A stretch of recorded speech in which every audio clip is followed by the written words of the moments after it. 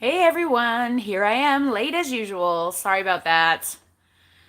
I think about it early and then it seems like it just takes too long to post on Instagram and Facebook and the Facebook group and everybody let everybody know that I'm going live. So that's what takes me so long. I usually start doing that around 11 and it takes about 10 minutes to get going. So I hope no one minds. Gonna fold laundry again today. I'm gonna see if I can become better at folding laundry and talking at the same time because last week was an utter fail.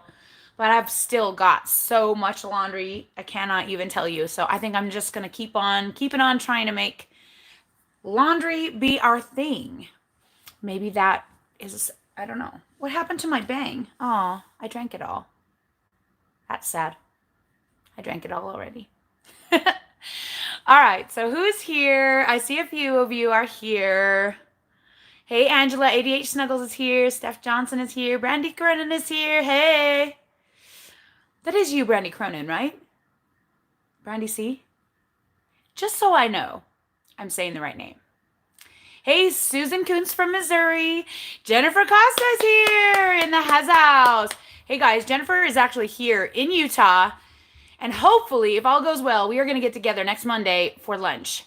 So that's my plan. It's my plan right now.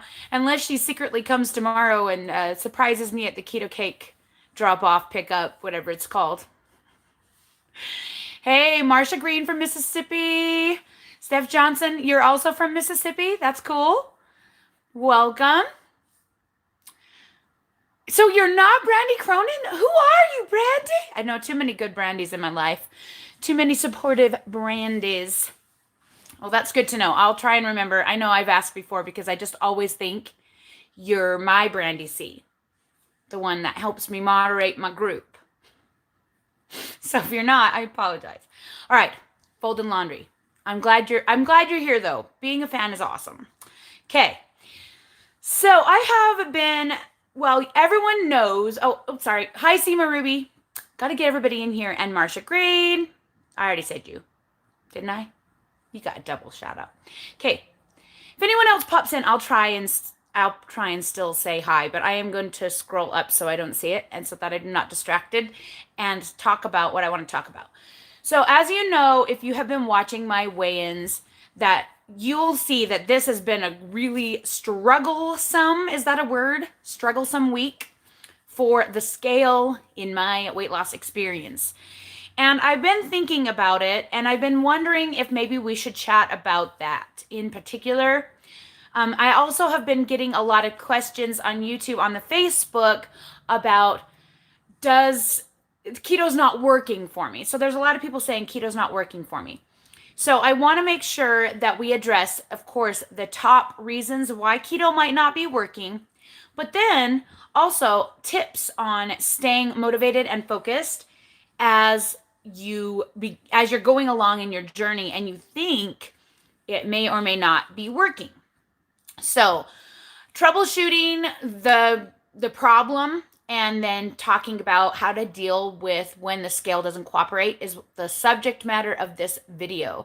So I hope you guys will enjoy that, and I will be folding laundry. So if I'm looking down, that is the reason why I'm trying. I don't know why it's so zoomed in. This camera is the darndest thing with YouTube chat. Like, I get it set up exactly how I want it, and then when I turn it on, it doesn't look anything like I did it. I'm all washed out and it's close up, and anyway. But that's what I'm doing. I'm folding laundry, guys. Lots of it. There is a mountain of laundry above my head right here in front of me. Like, literally above my head. It is probably as high as my headboard. It's really high. And I've got like 2 or 3 more loads in washing right now. Well, I've got 2 big loads washing right now. One in the dryer, one in the washer. Okay, so anyway, moving on. Don't want to get distracted. I get distracted easily. So, is keto really not working for you? So when someone says to me, keto is not working, I have a list of questions that I will ask you. So if you are thinking that to yourself, before you ask me or mention it to me, you may want to ask yourself the questions that I am going to ask you anyway. The number one question I'm going to ask you is, what macros are you using? Of course, if you're on my Facebook group, I assume you are using the macros that I have provided in the pinned post. This is not always the case. As we know, I am very accepting of multiple ways of doing keto, and everyone is welcome in my group, though we do encourage the advice being given to be the advice that I give. So I may correct people if they give advice that I feel like is not going to help that person. But other than that, for the most part, we're pretty accepting. So we have a lot of different kinds of ketoers in my group. But for the most part, if someone says keto isn't working, I'm going to ask you, what macros are you using? Obviously, if you aren't using the macros that I give in the pinned post, I'm going to suggest going there first. That's going to be the very first thing I'm going to say. So if you're doing the high fat, low carb version of keto where you're eating moderate protein, higher fat, first thing I'm going to tell you is to switch to the higher protein, moderate fat version of keto, which is basically Atkins induction.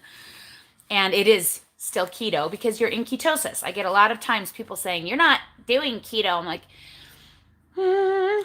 keto is short for ketosis. If you're in ketosis, you're doing keto no matter how you're doing it, even if you're starving yourself for 2 weeks. It's all ketosis. It's all keto. There's different ways to do it. Obviously, there's different ways to get into it. There's different ways to eat. The way I do it is like Atkins induction. So I will suggest going there very first and switching up your macros. Because if you are every morning getting up and having a bulletproof coffee and dumping a ton of MCT oil and butter and whatever into your coffee in the morning and eating like a 500 calorie coffee, you aren't going to lose weight unless you're really overweight. If you're close to your goal, you're definitely not going to lose weight eating giant loads of fat in your coffee. It's just not going to happen. So I definitely advise against drinking your fats and I suggest getting them from foods. What do you think, you guys? There's a giant hole in this knee. Should I throw this out? Can't decide. I probably should. Yeah, toss. Okay, so yeah, that's the first thing I'm going to suggest. Switch up your macros. If you're using high fat, low carb, switch to the moderate protein. Make sure you're getting enough protein for muscle protein synthesis and getting enough amino acids to build your muscle and maintain your lean mass and blah, blah, blah. I've done tons of videos on that. There's lots of videos. If you want to go search in my playlist, there's a lot of information about that kind of thing. In fact, I think we just talked about it on live chat a couple weeks ago. So yeah, that's going to be my first suggestion. If you're already doing my macros, then we go to the next question. The next question is going to be my soapbox. Let's just see. Raise your hand if you know what I'm going to say. Say it at the bottom. I'm going to scroll down. You know what it's going to be, right? I talk about it every time I get on here. I don't see anybody throwing it out there. Come on, you guys. Sorry. Thank you, Gloria S. You are the winner. Salt. Salt. Good job. Yes, number 2 question is always going to be, and sometimes it's even number 1 question. It's always going to be, are you tracking your electrolytes? How are you getting your sodium supplementation? How much potassium are you getting from foods? Are you taking a magnesium supplement? What kind are you taking?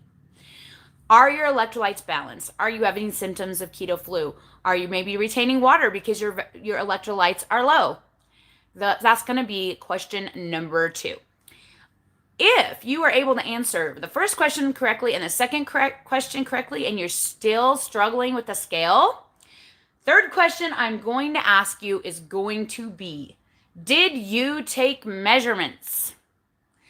One of the steps in my very first video, the one in Keto for Beginners, is take pictures and measurements. It's vital to your success, and this is why. If you don't have any kind of measuring stick besides the scale, you're going to be disappointed. That's the honest truth. The scale is a pain in the beepity beep, as we well know. And it does not tell you the truth. Most of the time, it is not accurate. Almost always, it is not accurate. So, the most accurate way to determine if you are being successful is measurements and pictures. I highly recommend taking multiple pictures of different fatty angles so you have lots of awesome pictures to use for before and after when you're super successful. Did I do this? No, I did not. I took one lame, hurried set of pictures on my front porch on my way out the door to church, which basically solidified my before and afters looking all the same. I wish I had tons of pictures. But as you well know, when you're overweight, when you're obese, you hide from the camera and you don't want people to take your picture. And so I have very few pictures of me and my biggest.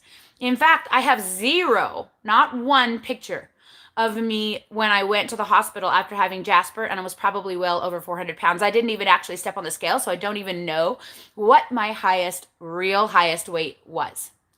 But that was also a water weight issue. Obviously, I, as a person, tend to be a water weight holder. I don't know why. It goes in cycles. A lot of people have theories, but I've tried everything and nothing changes it. That's just how it is. And you just have to kind of get to your acceptance place, like we talked about a couple of weeks ago. That's part of this. But if you haven't taken measurements, that's the first thing I'm going to tell you to do. Right now, go and take measurements of your body. You want to take as many measurements as possible so that you can determine where you have lost weight from. So I only do the main ones. So I do my neck. I do right underneath, you can't see, my pits, my bust, right underneath my bust, like where my bra band lies. Then my upper waist, because that's where my biggest fat roll is. That's what I use as my waist measurement, because that's where I want to lose it. I don't actually measure right on my belly button because that's my skinniest spot. I measure on my biggest part of my waist and biggest part of my hips. Each thigh, each calf. That's what I do. I know like Keto Diamond, she measures like everything. She even measures like her face. She measures a lot. So you can measure more places than what I do. I'm just really in a hurry most of the time, and I just measure the basics. I had kept track from the beginning, you guys. From the very first day, I measured myself and I wrote it down.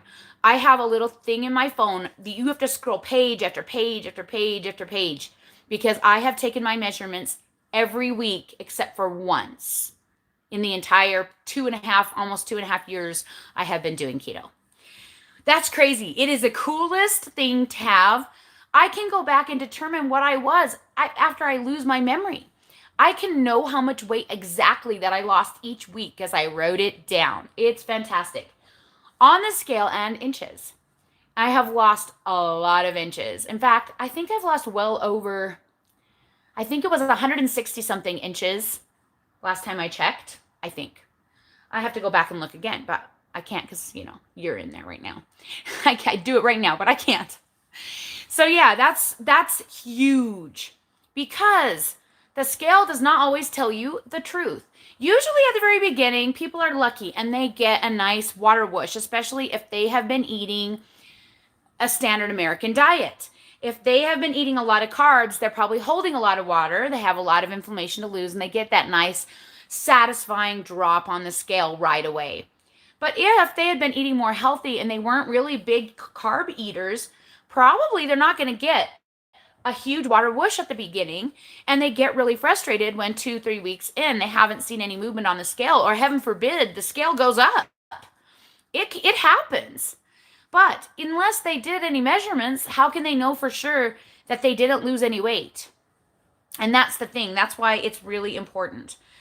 Guys, the scale is very, very tricky. And I'm gonna explain this to you. So like a week ago, was less than a week and a half ago, I weighed in 177. Okay? 177.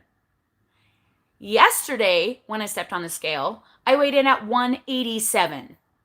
There's literally no way, scientifically, that I ate enough food to put on 10 pounds of fat in less than a week, or a week and a half, I guess.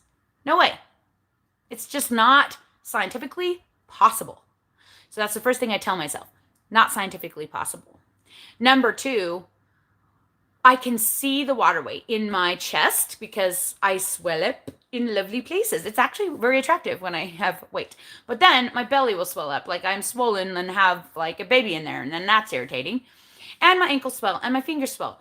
So that's number 1 clue to me that it's a lot of water weight. It's not just a little water weight. It's a lot of water weight. It's a lot. And it's reaction to whatever is going on in my life that's causing my body to freak out. And I just have to tell myself that. So even though yesterday when I stepped on the scale, I was pretty ticked off at it, I just move on. I have to just move on. And today I got on the scale 184. So that's my point. The scale lies, and I know I'm not even 184. I know I'm really that 177 that I saw last week, because that was my least amount of water I was holding. And so that's the thing. The water weight thing is really irritating.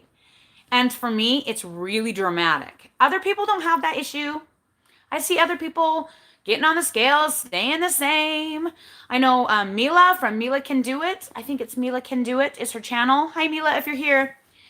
She went on vacation and ate carbs. I mean, she's not really doing keto all the time. She does a caloric deficit. But she went on vacation and she flipping lost weight. That would never happen to me in a million years, even if I stay keto. Travel alone makes my water weight go nuts. Anything I do differently makes my water weight go crazy, which is why this last week has been because stress level is higher.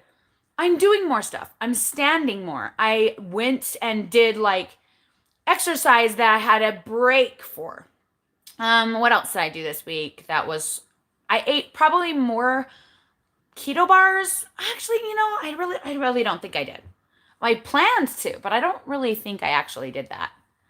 I have to go back and look. Like I said, I have not actually seen what I've done because it's all a blur still at this point. But yeah, I did a lot of things. Plus, I'm sitting at the computer even more than normal. And I sit at the computer a lot, as you will know. I have trying to keep up with my 2 videos every single day, practically. I try not to do 2 every day, but I do a lot of videos. And it takes me between an hour to 4 hours per video to edit it, depending on how hard it is. So I do spend a lot of time at the computer, but I have basically, my butt was in that chair all day yesterday, except for the 1 hour I ran out to Savers to try and find my boys' pants for their Shakespeare show, because they have a big, huge Shakespeare show this weekend as well. So I know that the scale is going up and down because I am doing things out of my normal. And that's one thing that you just need to plan on. If you're doing something outside of your normal, it can affect the scale, both good and bad.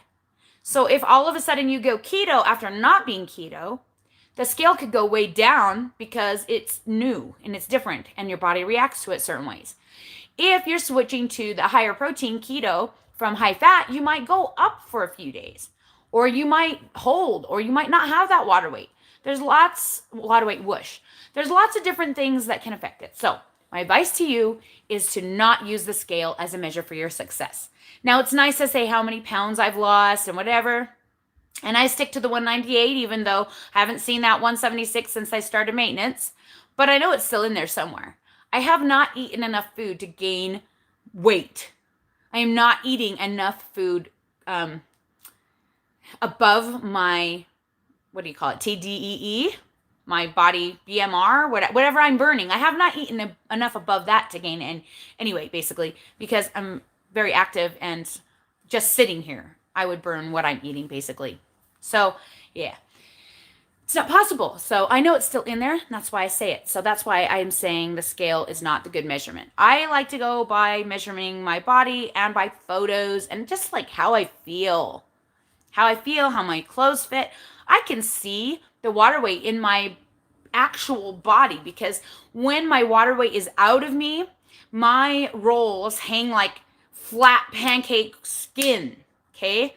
When I'm holding water, they swell up puffy, and it's not fat. It can't be fat. So, and I know that it's scientifically impossible for it to be fat. So I just keep telling myself it's scientifically impossible for me to have gained 10 pounds. And then I can just be like, whatever, scale. Or better yet, just don't weigh yourself at all. Pick one day every 4 weeks at the same time in your cycle, if you're a woman, to determine how much you have lost. Because for me, it definitely goes in 4 weeks. I don't know if it goes against my actual menstrual cycle, but because it doesn't really seem to. I don't know. It is very strange. But it does go in 4-week cycles usually. This week was an exception. It was supposed to be a low week, and it ended up being scary high. So who knows what's going to happen next week? I don't know. I don't care at this point. I have to just get through May and enjoy it and enjoy my kids and enjoy doing photography and enjoy all the recitals and all of that and just be a mom and stay in ketosis.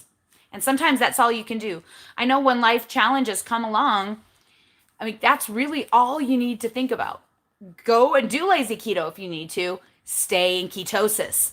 That's the vital thing to do. Stay in ketosis. Don't worry about the scale. Don't worry about the up and downs.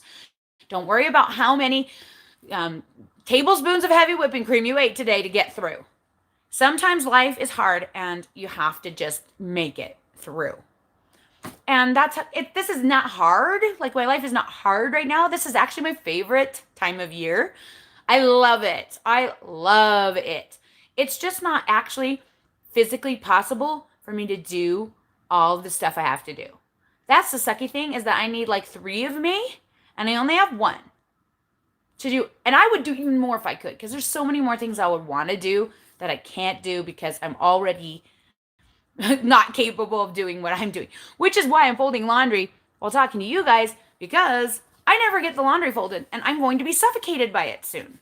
Last night as I went to bed, I said, Dave, this laundry is going to suffocate me. It's going to fall on me in the night. We're all going to die. That's how much laundry's on my bed. And it's always there because I'm always washing more, trying to keep up with the kids, and never get to folding it because there's just literally not time to do so at all. In fact, I really should be editing photos right now because I have 2,000 photos to edit in the next 2 weeks before I do the next studio. All right, so that's it. Anybody else have some tips? Anybody else have something to add to this conversation? Or do you have any questions? I will answer, of course, any question you have. Feel free to ask me questions because that's what I do. And if you don't, then we can just be done early. Oh, I'm going to go in front of the camera. Sorry, I got to move something. Who is this person? Move away. It won't go away. Sorry, guys. There we go. Hard part about using your phone is that people's messages pop up, blah, blah, blah, blah, and you have to like not look. So anyway, okay. So who else is here that I missed? Epiphany London. Let's see. I think I said you actually. Chantal Van Rye. Tara Stevens. Angie. Angie. Dang it. I don't know how to say your name. It's probably Angie. Marie Call. Mrs. T. Of course, Gloria S. Love you. Lord Martin. Hey. Good to see you. Lorraine Anderson. Luz Diaz. Want to be better. Heather. Carmen Arango. Jana Koenig. Stacy Melton. Welcome. Her first live. Woohoo. Tammy Posey Level. All right. Okay. That's everyone. Now I'm going to go back. I saw a couple of questions. Seema Ruby says she has a weird question. I love weird questions. Those are cool. It makes me like have to think a little bit more, and it gives us something more interesting to talk about than just plain keto. Okay, so she has a weird question. How do you take a bath for 2.5 hours and your skin doesn't shrivel up? That's a really good question. I have no idea. I mean, I guess it kind of gets pruny at a point, but then it like isn't pruny anymore. Like when I get out of the tub, I'm not pruny. Granted, I keep my hands out of the water most of the time. I'm just on my phone or watching YouTube. That's when I watch YouTube. If I get my once a week bath, that's when I watch YouTube. So yeah, I'm not exactly sure. But I guess it really wouldn't bother me if it was. I guess maybe I'm just not noticing that it is because it doesn't bother me. But one thing about soaking that long is that eventually all of the dry skin becomes easy to remove, so you can really, use those things and scrub it off like you're getting a pedicure. That's how I keep my feet looking pretty, by soaking them every week, sometimes twice a week if I need to cope. I don't know. I guess I just like the bath more than I care about the pruny skin. But yeah, I think it isn't pruny when I get out. I can't remember it being pruny. So I think if you just wait long enough, it fills up with water and then it looks normal. I don't know. That is a weird question because I have no idea the answer, but that's funny. That's funny. All right, I see I have a super chat. Thank you, Gloria. Good question. Are there any YouTubers you view for science-based information on keto? Um, Not any longer. I more stick to vertahealth.com blog because I can absorb information really quickly by skim reading it faster than watching a 2-hour video on a YouTube channel. Um, Low Carb Down Under is, I think it's Low Carb Down Under is where Dr. Finney's videos get posted. I watched a ton of his videos when I first started YouTube because I was trying to figure out what he had put out there, what needed to be put out there. It was really hard for me to find. Dr. Westman's videos are great. I've watched a few of his. Dr. Barry's are also good. I haven't watched everything he puts out, so I can't speak to whether or not he's giving 100% similar information, but I know a lot of his information is good. And he's here in Utah right now. At least he was Saturday for the conference. Hey, Dr. Barry, if you're around. I highly doubt he watches my channel, but whatever. Yeah, Dr. Barry's a good one. I can tell you who I avoid watching. I definitely avoid watching shysters like Thomas DeLauer. Do you see my giant eye roll? Thomas DeLauer. I do not watch Thomas DeLauer. I don't watch Dr. Berg. He has some good information, but a lot of his information is crap, and it irritates me. He's just trying to sell crap. Same with Thomas DeLauer. I just don't watch people that try to sell crap. Anyone who's trying to sell you something is not telling you the truth. Like when I walked into GNC the other day to get those Smart Sweets, I know I talked about this last week, but I walked into GNC and there's this guy trying to convince this poor old guy with a little pot belly that he had to take this crazy fat supplement with all this different fats in it or whatever, and it would basically put his body into ketosis and it would burn fat and he wouldn't have to do anything. Oh my gosh, you guys. The stifling of the guffaws and laughter was real. I wanted to say something so badly. I didn't, because I just didn't really want to like get into that in real life because they don't know me from Adam and they're just going to think I'm just some Mormon mom walking in for a bag of gummies, like they wouldn't believe me anyway. And I'm sure that he'd have all this like blah, blah, blah, that he would blah, blah, blah at me. And I didn't really feel like blah, blah, blahing. You know what I mean? But oh my heaven's sake. I'm like, if someone is trying to sell you something, don't believe it. All they want you to do is to sign up for your product. I went and bought another thing of gummies yesterday, and it was a different salesperson, and that salesperson tried to sell me on the monthly subscription for the gummies again. This place is supposed to be a stay in ketosis, everybody lose weight kind of place, right? But because I'm buying gummies, he's like, oh, we have a monthly subscription. Those are not necessarily beneficial to ketosis. He didn't say anything to me about maybe those could kick you. Did you know? And I actually said something to him. I said, no, thank you, because I don't like to eat these very often because some people say they kick you out of ketosis. When I'm trying to lose weight, I don't like to have these. I'm in maintenance right now, and that's the only reason I'm having these. And he just kind of looked at me like, huh? He hadn't a clue, but he was trying to sell me on them things. I'll tell you what. Don't believe anyone who's trying to sell you something. So if you go to a channel and they're sciencey and they're telling you all the science that's behind everything, awesome. But if they're trying to sell you a product, electrolyte powders or protein powders or whatever ridiculous keto plan, run the other way. Anyone that's trying to sell you something isn't telling you the truth. They're just trying to clickbait you or money bait you into buying whatever it is they're selling. That's it. So yeah, I would highly recommend Low Carb Down Under. They have a lot of great people that speak on there, and it's a lot of information, and it makes your eyes kind of roll back in your head and yawning, and it's hard to listen to. Let's just put it that way. It's a lot of information, and a lot of it you won't understand. They have a great guy from BYU, which is a college local to me, who is really, really cool, talks about a lot of things on there. I can't remember his name. It's killing me. He's bald. He's super cool. Anyway, there's quite a few on that channel, so that's one I would highly recommend visiting if you haven't already. But yeah, and Verta Health, I think, is starting their own with their female. I know that Karen Rothwell can point you in that direction if she's on here. I don't know. She's probably not on here today. I haven't seen her yet, but yeah, that's who I used to watch. I don't really watch a lot of YouTube anymore. If I'm watching YouTube, I'm watching you guys as much as I can. I'm trying to support my community. So I don't really spend a lot of time watching how-tos or sciencey videos. I get all that information from Dr. Finney's team over at vertahealth.com. I read every blog post they put out.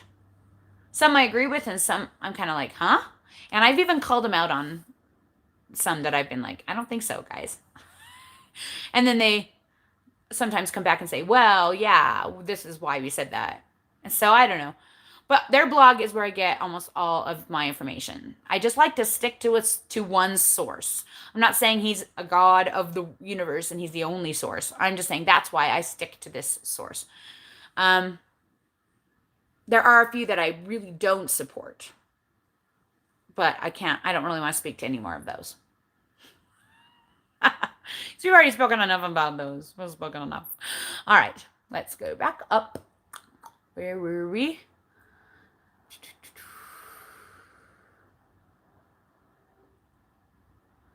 Let's see. Marie Call says, skip the fake sugary things and dairy for better results. Throw the ready-made stuff out as well. Yes, if you are trying to lose weight, all of those things really should not be used. When I first started my journey for 8 months, I ate no sweeteners at all except liquid stevia.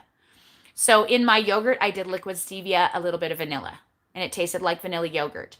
I didn't start adding the Mio drops until I started YouTube. And that's because I was using them for electrolyte drinks because I had started eating salts at the very beginning and I was moving into keto, not Ketorade, but well, yeah, Ketorade. I was moving into Soleil water, but wasn't quite ready to take it as a shot, just like everyone else. And so I was making Ketorade, and that's when I got the brilliant idea to try putting the Mio drops that I was using for the Ketorade in the other things I was eating, the whipped cream or the cream cheese or the yogurt, and to give it more flavor. So I didn't really do that until I'd lost 100 pounds. I didn't really do that until I had killed my cravings for sweets. And it didn't cause me any cravings. Some people it does cause cravings, so you have to be really careful with that stuff. The keto cakes and stuff, I didn't start eating until close to the end of the year. I don't even know like when I started eating some of those. Was that the end of that first year? Or no, you guys, I didn't even taste a keto cake until 18 months keto. I have it on video. It was my anniversary with Dave, and that's why I bought them. And that's where I got that cute little sequence of me feeding him cake and him feeding me cake. That was our first time trying keto cakes out on a mountain, on a hill, together. It was fun. So I didn't start those till 18 months in when I had lost, close to what? I lost 100 and crap. I should remember because I was so close to Wonderland. I don't know. I can't remember. At least 160 pounds, maybe more at that point. Gosh, you guys, my brain, it's going away. Just kidding. I just can't remember all the details of every little pickety thing all the time. So yeah, I didn't start eating that kind of stuff until then, and probably bars as well. I think I ate bars through the spring. I did eat the Think Thin bars through the spring because like I said, I have to have something that I can take with me to the dance studio for hours and hours. And I don't like meal prep, and I hate eating leftovers. If I can't cook it outright, then I go to prepared foods. So yeah, they're not the best choice for weight loss. Obviously, I didn't lose any weight during the spring either. Well, on the scale, I didn't lose any weight during the spring last year. But in June, when I stopped eating all those things, the bars and everything, and went back to my fat loss macros, I lost 20 pounds, which was the largest amount of weight I'd lost in a month since beginning. I lost 19 pounds the very first month I did it. So obviously I was retaining a lot of water, and that's okay. I've accepted that I'm going to retain water when I'm doing this. That's okay. And then I lost it as soon as I went back on. So yes, if you're trying to lose weight, definitely skip those things. That is good advice. Definitely try that. I wouldn't worry about dairy at first, though dairy can be inflammatory for some people. I definitely would start with nuts and sweeteners before you try dairy, just because dairy is so vital. If you try both of those for a few weeks and it doesn't seem to change anything, then maybe add dairy to it. But a lot of times a stall is not being caused by those random things. It's usually being caused by eating different macros than you should. Like, if you're not losing weight, it's usually because you're eating too much fat, almost always. But yeah, you can retain the water and still be losing and not know it because the scale doesn't change, which is irritating. So yeah, try eliminating those and see if you can get that water weight off if that's what it is. Cut off the holy pants for summer shorts. I don't think he'd wear those or shorts. They're like tight leggings. He wears them for ballet. I don't know. Maybe. I'm just a thrower awayer kind of person. Maybe I shouldn't be. Jennifer Costa also guessed electrolytes. Good job. Lloyd says, heck no. Okay, he said, didn't say heck, but I have a hard time saying that H word. Hell no. There you go. I said it. People pay lots of money for clothes these days with holes. Yes, but not that kind of clothes. Those are his ballet leggings. He's not going to wear them to ballet if there's holes. Too embarrassing. The girls will make fun. Definitely track your food if you're not tracking food. Yes, Seema Ruby. Exactly. If you're not already tracking, that's your problem. Track everything. Every bite. All your electrolytes. And you know what? I have been tracking during maintenance and it has been harder than I expected, but I am still doing it, you guys. Be proud, because that's actually the hardest thing about doing this whole thing is tracking and the time that it takes and the brain power and the weighing everything. I have still continued to do it even though I'm eating 2,000 plus calories. And it's kind of crazy to see that in the tracker and have it be like so high and realize how much I probably was eating on lazy keto and didn't realize it. I was probably eating well over my carbs on lazy keto and I didn't realize it. So it's been good. So that's great. Let's see. Lloyd Martin says he didn't measure. He lost 51 pounds been 13 weeks. 100 to go, loving it, feeling great. So he started at my starting weight of 374. We're twinners, and now he's 323. Good job, Lloyd. I highly recommend measuring, though, because when you get down to where you're close to your goal and the scale isn't cooperating, it really does help to have that reassurance that things are still working, especially because it's harder. The closer you get to goal, the slower the weight loss is, especially on the scale. And for me, the water weight thing happened from the very beginning, but I just didn't see it because I was losing so fast. I would basically hold my weight for 2 weeks and then drop. So I thought it was just a water whoosh thing, like it was just waiting for time. But I didn't realize I was probably putting some on, but still losing weight. That balanced it out. Now that I'm not really losing weight, it's really noticeable when it goes up and down. Does that make sense? All right. Heather, it's so good to see you. I haven't seen you in a while. Want to be better. You guys check her channel. She's awesome. Greetings from Colombia. That's crazy. All right. Let's see. It is fun editing videos and shooting them and doing photography and editing those pictures. I wouldn't do it if I didn't love it. You have to really love it, guys. It's a lot of work. People do not tell you how much work it is to build a YouTube channel from the ground up. I got lucky with Keto Chaos. I had no idea what I was stepping into, what world that I was joining. I never even watched YouTube before I started a YouTube channel. I was not a YouTube watcher. My kids were, and I used to roll my eyes when they would ask me if they could have a channel, and I'd be like, no, that's never happening. Dang it, I wish I would have listened to them sooner. Dang it, I wish I would have listened, because I love it. Who knew that I would love it? I love it. I just fell into this success by accident. I don't even know how it happened. My 1-year video took off and got like 30,000 views in January of 2018. And then my channel was like, woo, and I met all you guys. And I'm so glad. I'm so grateful that I've met you guys. I'm so grateful. I feel like I have friends like all over the world. And that's the best, awesome feeling for a person like me who's very outgoing and loves people. Meeting even more people is like the best thing ever. I love it. I love it. I love it. So yeah, I only wish I would have started sooner. But yeah, building a channel from the ground up is not easy, as Heather can tell you. It takes a lot of work with no reward. With hide and seek, we have been pretty blessed. I feel like we are growing relatively quickly compared to some channels.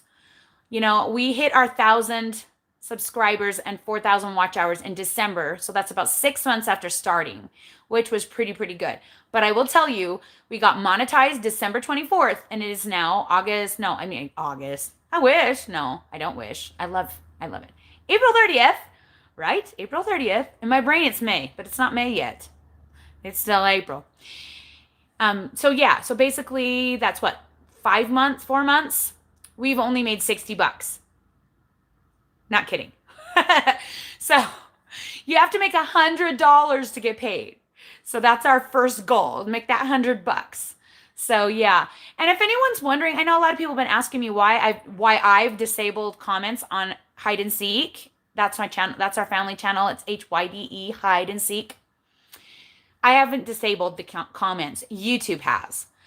YouTube thinks it's a communist country nanny state, and it's trying to babysit us because of problems with child predators approaching kids in comments. Rather than try and find a way to filter that out, they basically have shut down the comments on all family and kids channels, which has been extremely painful for a lot of big, huge 1 million subscriber channels who depend on this for their livelihood. The disconnect from their people is causing problems.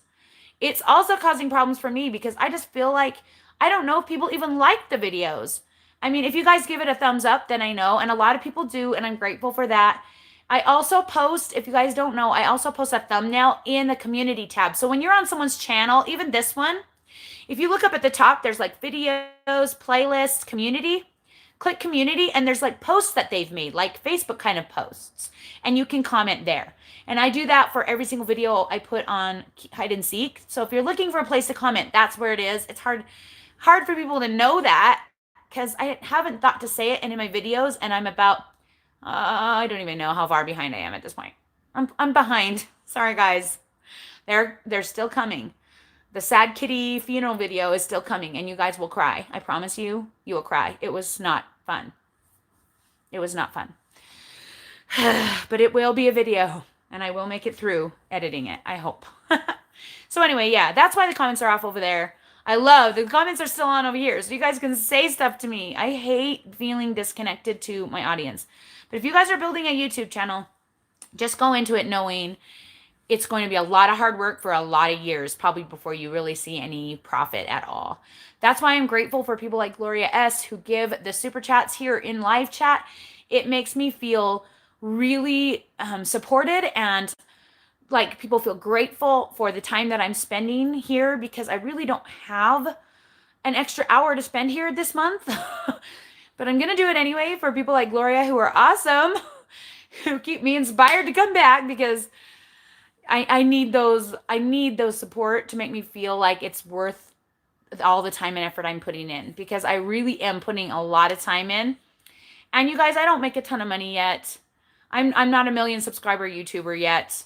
I make probably, I don't know, I make about twice what I did last year, which is good. That means things are growing. Make about $300 a month, but I work way more than a part-time job to get that money. So I don't do it just for the money. I mean, the money is, I'm grateful. So grateful, because I really do need it. I have 9 kids, they're all in dance, and it's hard. But I don't do it for the money. I do it for you guys, because I want everyone to know that they can lose weight without buying shyster people products like Thomas DeLauer and Dr. Berg and Isogenics and what's the other ones? It Works. Oh, roll my eyes so big. Hate those companies. I hate Isogenics the most because they roped me in and had me convinced that their stupid products were going to make me a different person, a healthier person, and they didn't. I was hangry and mean, and I lost 40 pounds in 9 months, and it sucked the whole time. And all they do, there's no real coaching. All they do is a bunch of skinny people who were never fat to begin with, who stand over there trying to get you to add more people to the company. And you can't add people to the company if you don't lose any gosh dang weight. Nobody will believe you. Oh, I hate that company. I kicked somebody recently from Facebook for mentioning that company. Just so you guys know, if you mention companies like that on my Facebook, I will overreact and delete you. I hate them that much.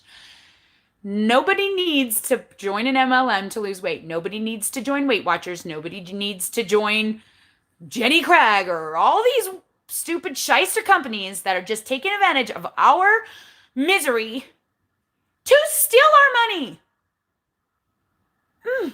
Ticks me off. And that is why I do this channel. That is why I am here. Because I care about you guys being successful and getting you out of those dumb, stupid things that you don't need, when all you need to do is buy food. And if you want to buy a freaking protein powder, go down to Harmon's, go down to your local Whole Foods and buy some. Go on Amazon, buy some. Support giant Amazon if you want to. I love Amazon. A lot of people hate it, but I love it. Delivers to my house. They're brilliant. Brilliant company. But they aren't taking my money. I'm giving it to them because I want to. So there's my soapbox for the day. Sorry, guys. I love it. All right. Oh, man, you guys block people before I get to see the fun stuff.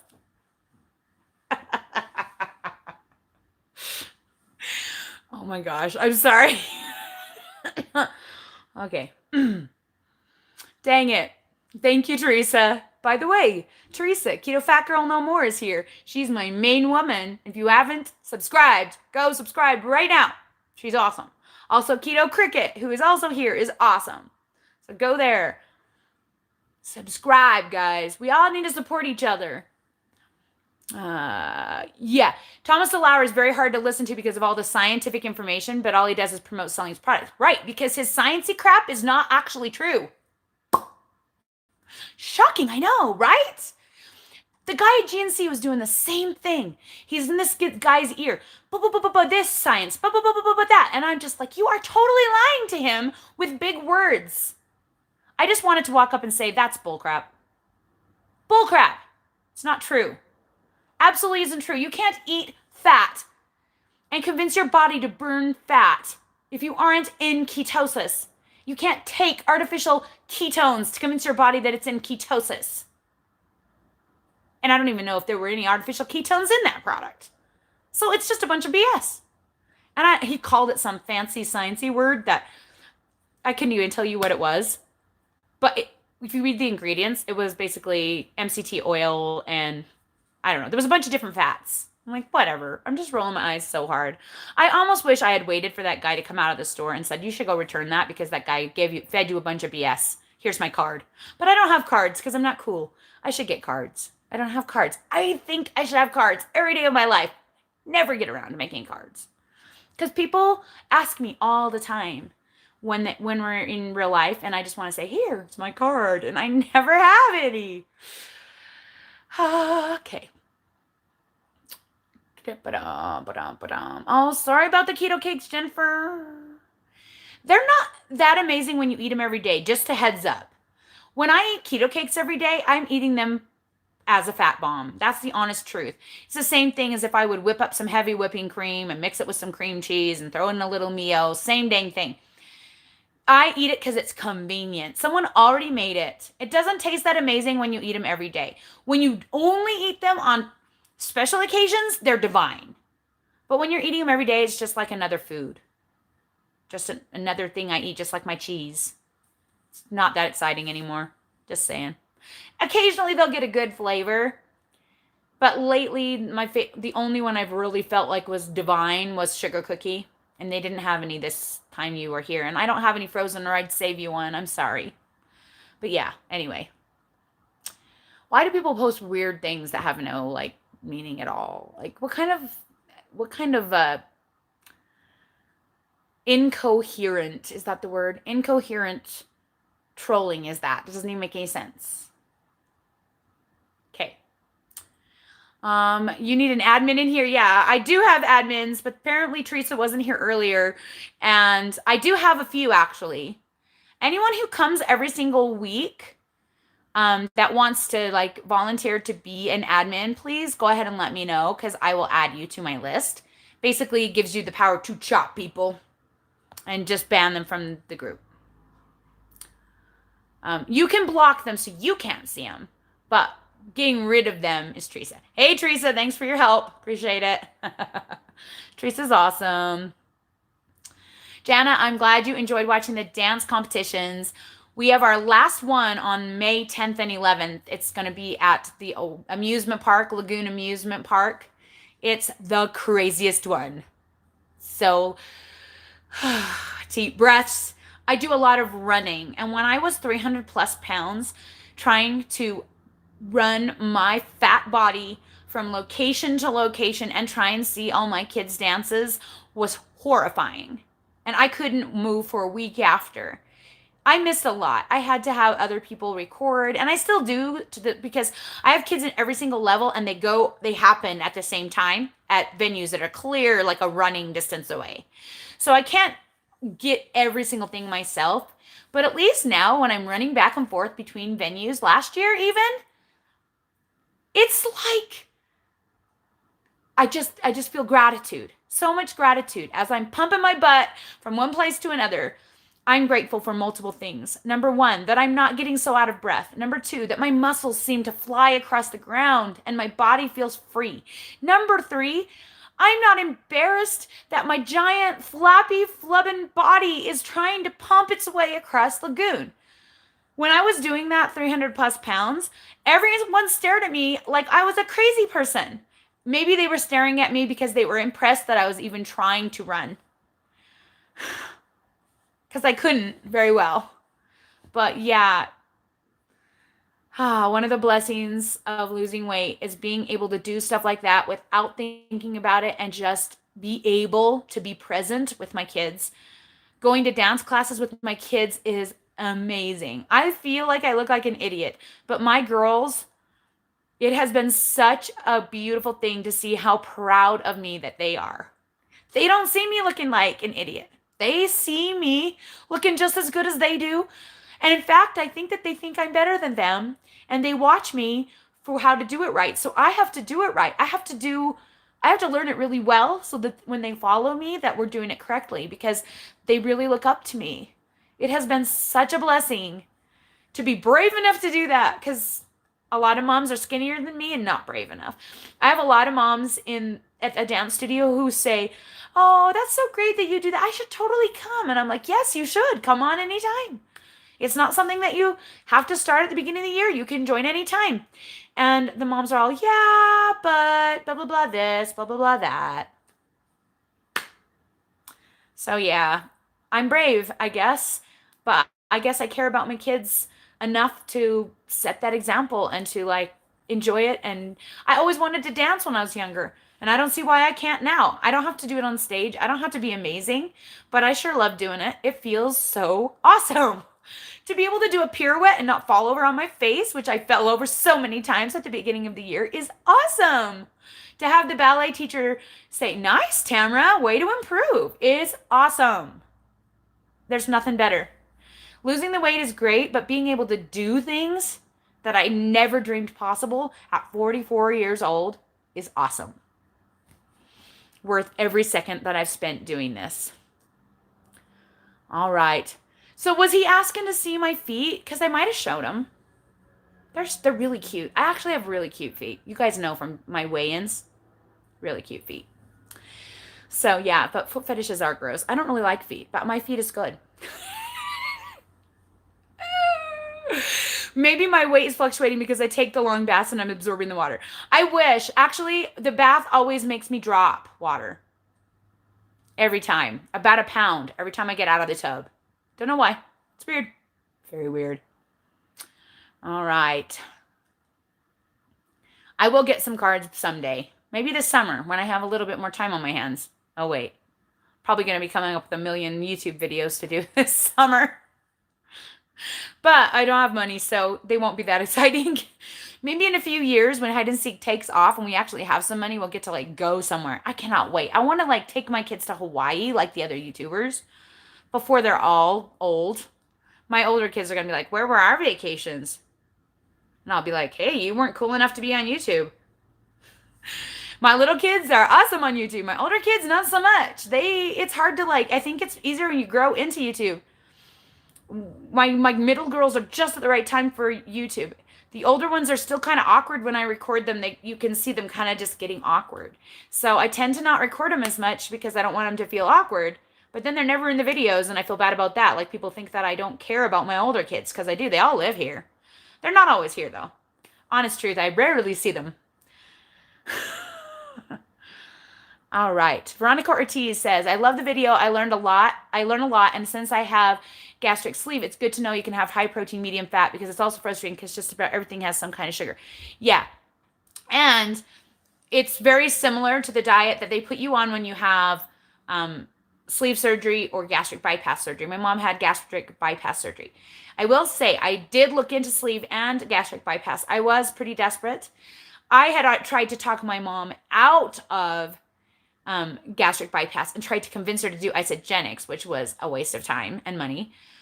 But I didn't want her to do it because I felt like it was going to be dangerous for her in the long run. She did lose a lot of weight. She is a lot happier, but she admitted to me that she just cannot get enough nutrients and her body does not do well because she's not able to consume enough food. So when you have gastric sleeve or gastric bypass, protein is vital. Vital. You need to eat more often than what I suggest, and you need to get that protein in you, even if you have to do small meals and supplement with things like protein powders. You can make protein sludge. Look that up. It's a weird thing, but it's a really great way to get a large amount of protein in a tiny little bit. I don't necessarily recommend it for my people because it's just kind of like, I don't know, like it's a frankenfood, and I try and suggest whole foods as much as possible. But for people with the sleeve, it's imperative to get that protein in for your muscles and the vitamins, like take the multivitamins that they recommend and all of that. Yeah, it can be a rough go. Let's see. Thank you for the suggestion. To everybody, give a thumbs up. I appreciate it, you guys. You're awesome. People don't always think of that because it's not in the chat window. I don't think it's anything that they're doing to be rude or anything. I just think the chat window's open, especially if you're on your phone. The chat window's open and you don't see it unless you close the chat window. Then you can like it and then you can reopen the chat window. I think that's the reason why. All right. 4 more minutes. Anybody have another question? If you don't, we can be done. There's a lot of people that I haven't seen in a while. I guess everybody's really busy. Usually we have like 70 people, and lately we've been getting between 40 and 60, which is great. Anna Garcia says, I don't want to close my chat window. Yep, that's why. That's why people don't think about the thumbs up, because it's not right there in front of them. It does help, especially on hide and seek. So if you're a hide and seek watcher, if you guys give the thumbs ups, even the thumbs downs actually do help the channel. So if you don't like the video, you can give me a thumbs down. I will be kind of sad, but it's okay because I understand that some people don't really like to watch me do a billion hours of ballet. I'm just so proud of myself. I'm like, look at me, look what I can do. But maybe somebody doesn't want to watch that much ballet. But there's a lot of dance on my channel right now because that's the focus of our lives. And then, of course, there won't be any dance. So there won't be as much dance in the summer. And then there'll be, you know, it's just the cycle of our life. That's why I'm doing seasons. And right now we're in competition season. And so there's lots more dance. And then there'll be the summer season. Okay. Good question. This is one that has never been asked me. How do you deal with people that say you used to be so fat? They think they're giving a compliment. The only person, I don't think anyone's ever said that to me. A lot of people say, do you feel better? And I'm always like inside, I'm rolling my eyes so hard, like, duh, of course I feel better. But nobody's ever said you used to be so fat. I think because a lot of people feel that fat is a swear word around here. You just don't say it.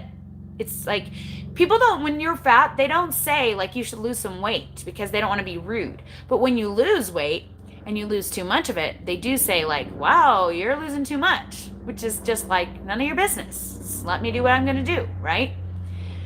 So I always said that once I started getting comments like that, I would know I was to my goal weight. And I have had a couple of comments like that. And people outright ask me, how much weight have you lost? Because you're looking really thin. Like they mean it in a not good way. And I say, and I tell them, and then when I tell them my weight, I say, oh, I'm still in the 180s. You see their eyes get big and they go, oh, you are still overweight. Like they're just so used to seeing me big that they think I'm too small, even though I am well above what they are at. It's weird.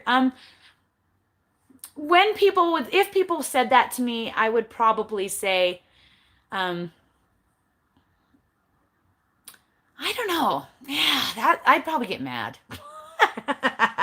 I'm kind of a sensitive person in real life. I'd probably call them on the carpet and say, yeah, that's not very nice to say, But yeah, I was, and now I'm feeling really great, or now I'm feeling really healthy, or whatever. I don't know. I'd probably call him out on it. Why not? Call him out on it. Say, well, that's not very kind of you to say, but I don't know.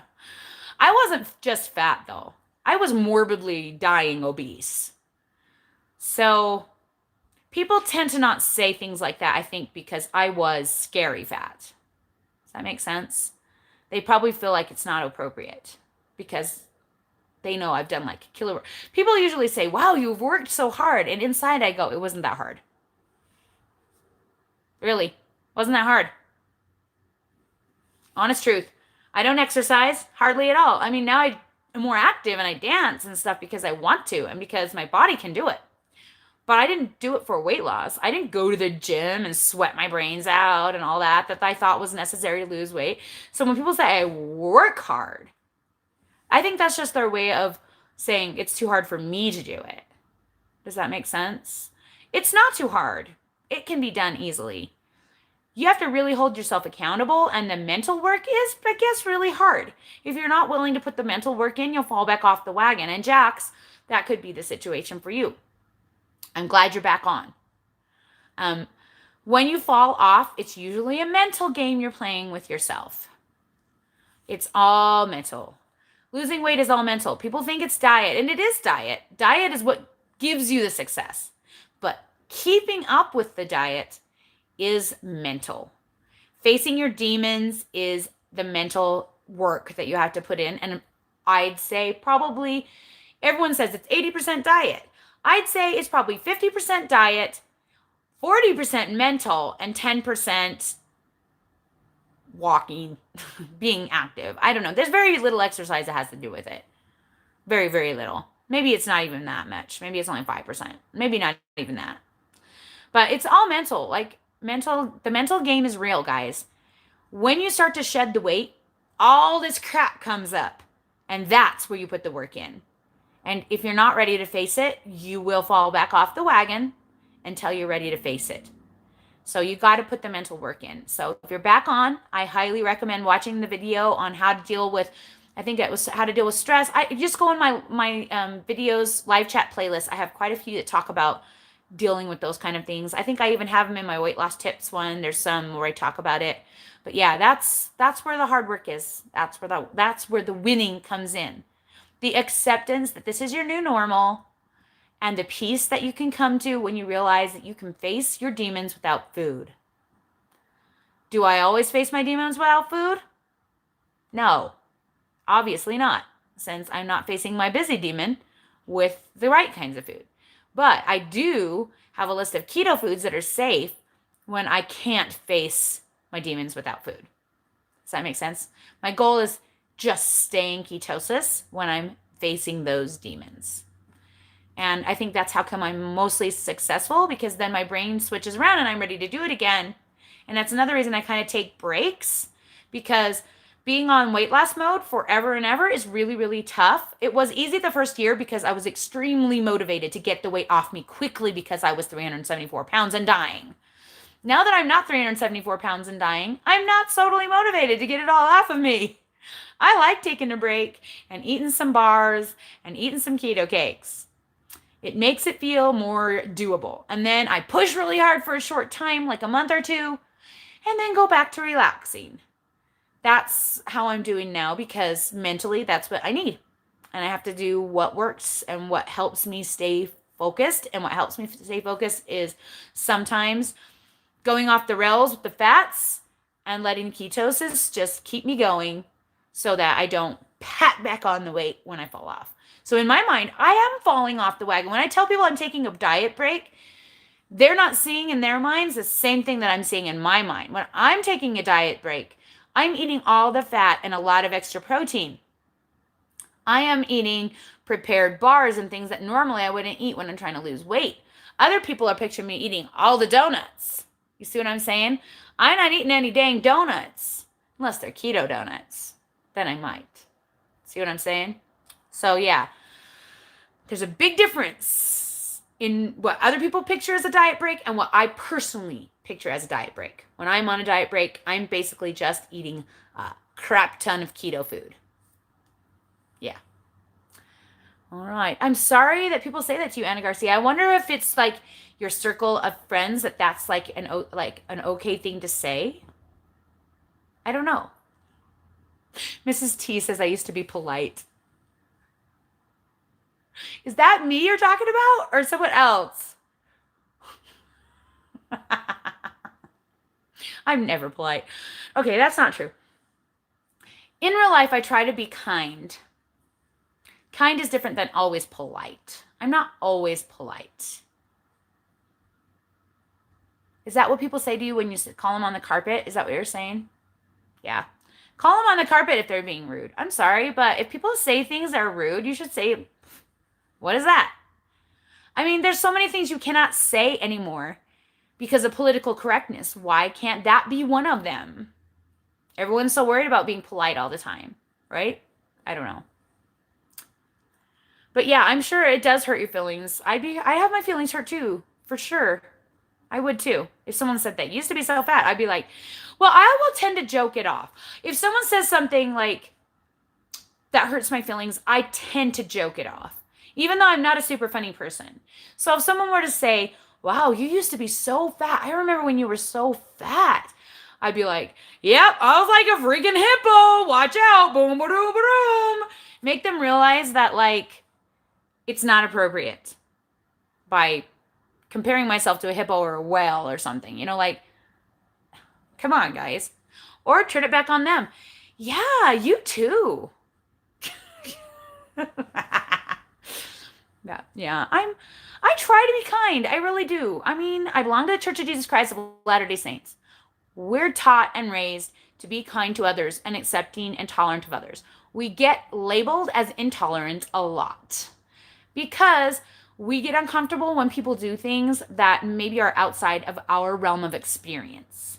Does that make sense?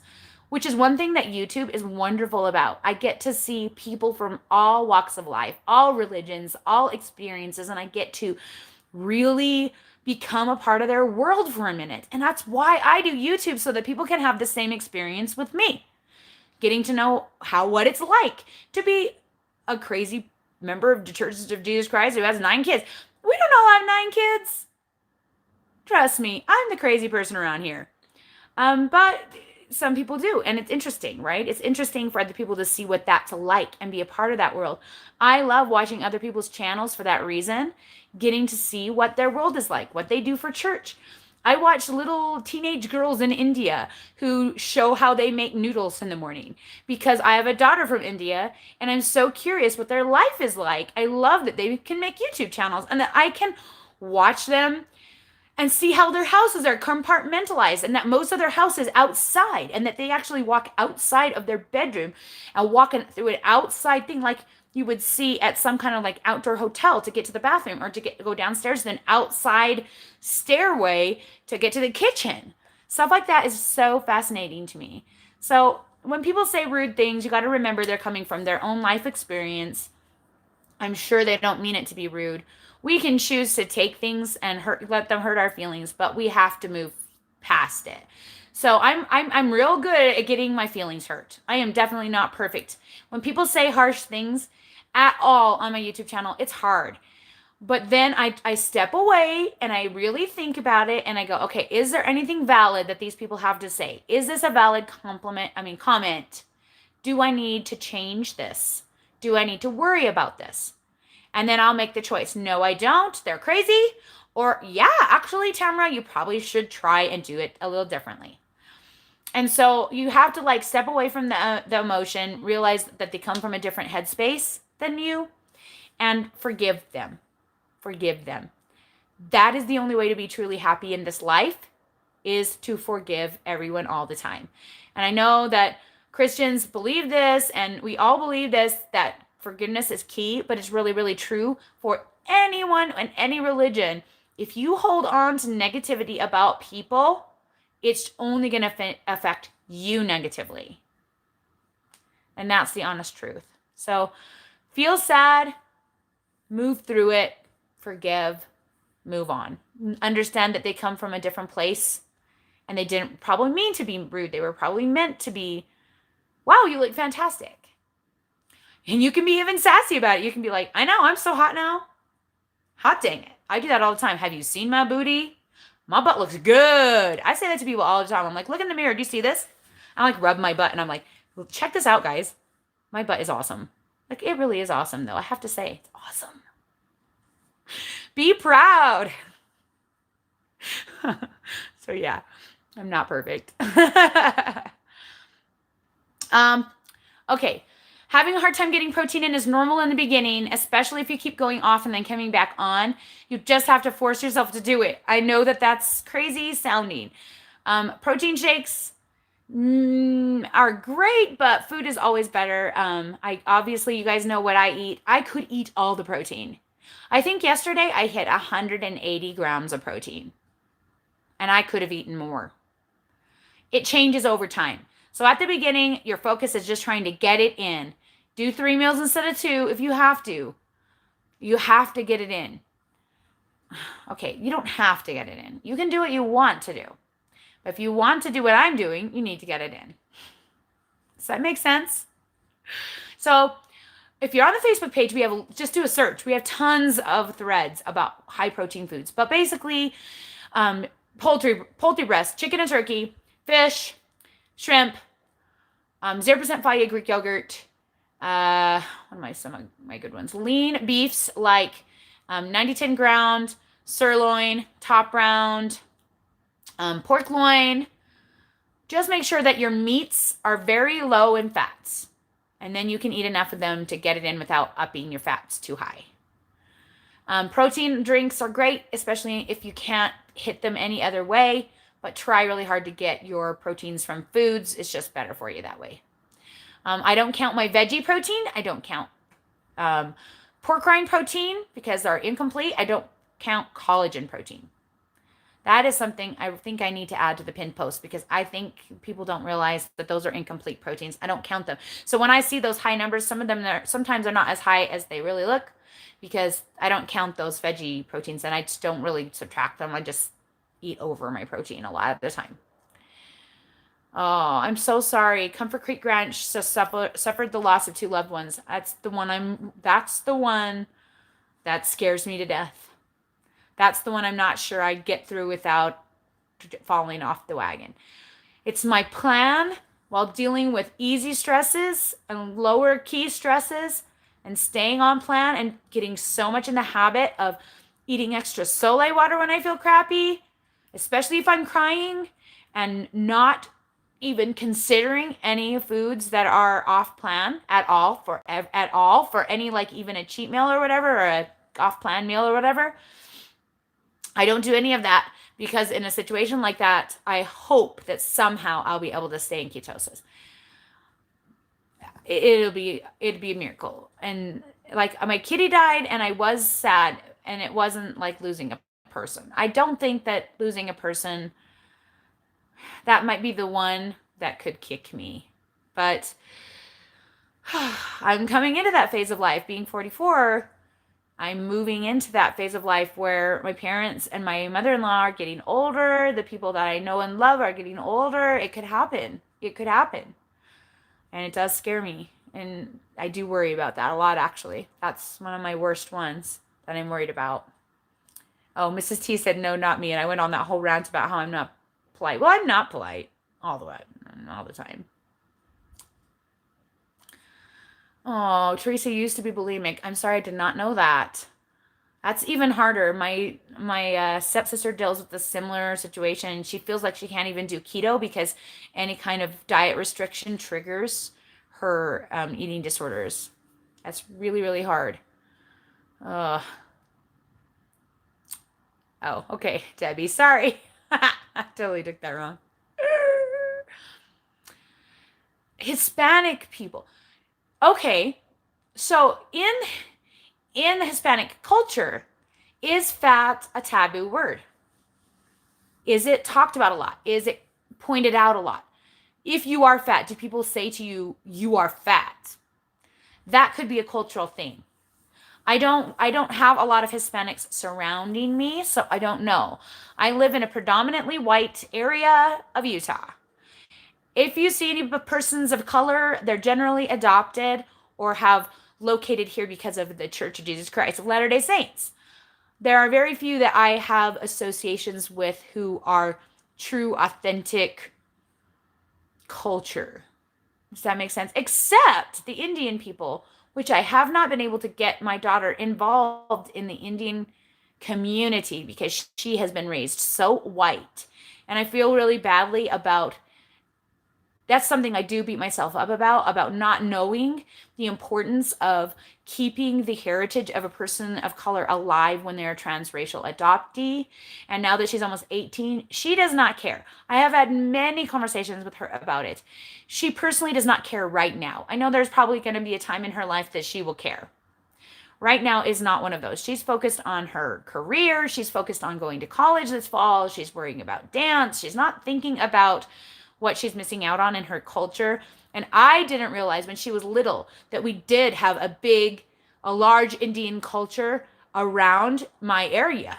And now it's like weird to get in because she was raised white and she does not understand all of those little cultural nuances. So it is possible it's a Hispanic thing.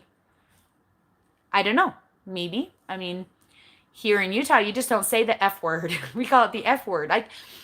In fact, if I ever referred to my own self as fat, because I don't feel like fat is a swear word, people get offended for me when I say it. I'll say that. I used to be so fat.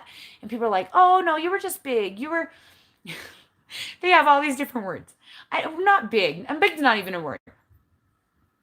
Fluffy, round, motherly. I mean, they have all these ways of saying it. Maybe it's because a lot of people here are fat.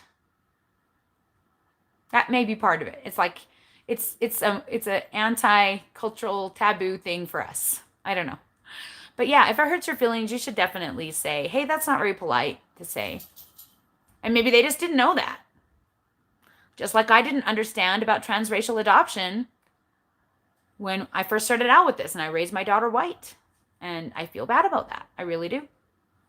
But I can't go back and change the past. Only thing I can do is apologize for not knowing. But, like when people don't know, we got to forgive them, right? Because they did the best they could because they didn't know. And maybe saying those words, they didn't realize that was a hurtful thing. I don't know. I'm going off on the tangent, right? Oh, Keto Grace, you have a sister that told you that you need to stop losing weight because it makes you look old. Oh, that one is rude. And it is sometimes true that you do look older, and I feel like I do, especially without these pretty lights that I put on me that kind of soften out my wrinkles. Yeah. When you stretch your skin out and it's not as elastic, it can. But is that a reason to not look healthy? And should you say that to someone? No. That's rude. Take your vitamin D3, take your collagen, take your biotin, do the best you can, and that's all we can do. We can't help that. You shouldn't say anything. Ugh. My sister's awesome. She keeps telling me how much better I look than her. And the other day she was swearing that my thighs are skinnier than hers and that I carry my weight differently and stuff. And I was like, no way. She looks so much skinnier to me than I do. And so she made me measure my thighs in front of her, and she measured hers, and hers were like 3-4 inches bigger than mine. And I was shocked. And I was like, whoa, that was kind of eye-opening for me. I was like, dang, no wonder my butt looks good. So my legs are skinny. But yeah, my sister's awesome. But she also does keto, so yeah. All right. I know you feel full. That is part of the beginning. It does not last. Just so you know, it does not last. The longer you go, the more you can eat. It's a good thing and a bad thing. I want to eat all the things. All the chicken wings. I could eat like 24 chicken wings, you guys. 24 at least. I could just eat the chicken wings. And what's really funny is before keto, I hated chicken wings. Like, hated them. Anytime Dave wanted to go out for chicken wings, I just was like, no. And I would only get them if they were drowned in some sugary sauce. I used to hate Frank's Red Hot, and that is one of my favorite things.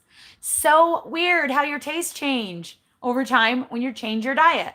So weird. All right. Okay, so Teresa says they say it in Spanish and it's more of an endearment when they say you're fat, like you're cute fat. Kind of like how I say that Ruby's got a booty like her mama. You know, my 6-year-old is definitely, I'm concerned about her, a little concerned about her. But when I talk to her, I always try and use positive things when I compliment her gorgeous booty and stuff. You know, like I always say she did like her mama, and she thinks I'm beautiful. So that is a compliment to her. So maybe that's what they mean. Maybe they just mean, really? Okay, Luz, same thing. All right. So this must be a Hispanic thing. Wow. Hang in there, girls. Hang in that. I'm so sorry. All right. All right. I'm 20 minutes over, you guys. I got to go eat. I am hungry. It's well past noon, and all this talk about chicken wings has me like chomping at the bit for some yummy food. I haven't eaten yet today. The only thing I've drunk is a Bang, and I haven't even had my Soleil, which is probably why I'm starving. But I do need to go. So thank you guys for an awesome chat. I hope that that I helped you guys to understand that the scale should not be your main form of determining of what your success is on keto, and that you should really give it some time and measurements before you throw in the towel. Because even if you lose nothing, your body is still going to be more likely to burn your body fat if you're in ketosis anytime you eat at a deficit. That's just the truth. Your likelihood of your body fat getting burned is just way higher, even if you lose way slowly. So over a long period of time, your weight will go down. It has to, because you're forcing your body to be a fat burning machine, and it will eventually burn that body fat that you have on you.